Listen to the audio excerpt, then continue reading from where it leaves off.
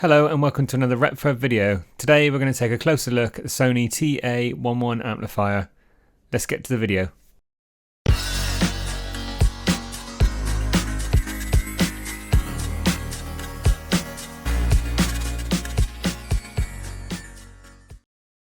The Sony TA11 stereo amplifier was produced between 1977 and 1978. It has a power output of 25 watts per channel and a total harmonic distortion of 0.2%. It is a transistor type stereo integrated amplifier. Looking at the front of the unit, it has a typical brushed aluminium classic look to it. One of the standout features is the addition of the VU meters. These show the output to the left and right channels independently. Now on this unit, the left meter is a bit weak compared to the right, but the sound output is correct on each channel. I've tried to adjust this, but it doesn't seem to want to come in correctly. I've since found out that the meters weren't that great on these anyway, but to be honest, I think the left one could still be better. The build quality of the amplifier has a nice solid feel to it, especially from the front fascia. The buttons and switches all have that quality feel to them. The rear is a bit let down, with the panel being a hardboard wood type.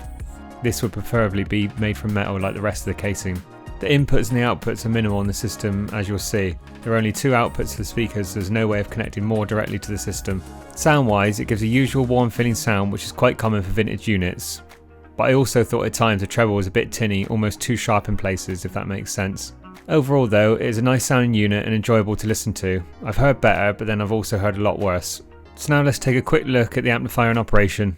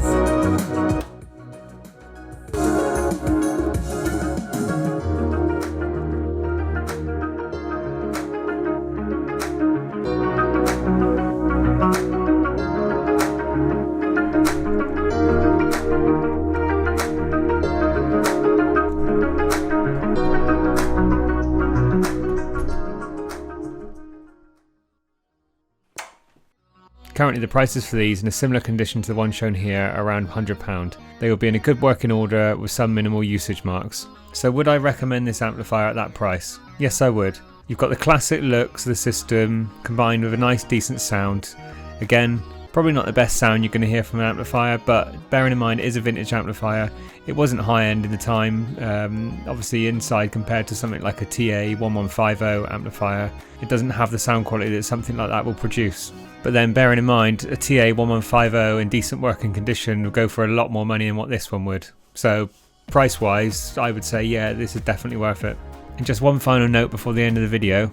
These do have some transistors in them that are known to be noisy type transistors, so that's just something to look out for when buying one of these. They are relatively cheap and easy to replace, so it's not a big deal, but obviously if it's not something that you can do yourself, you do have to factor that into the price of the unit. So I'm not saying they're definitely going to be faulty and noisy when you get it, but it's just something to bear in mind. Thanks again for taking the time to watch the video, it's appreciated. Please like and subscribe, and we'll see you on the next one.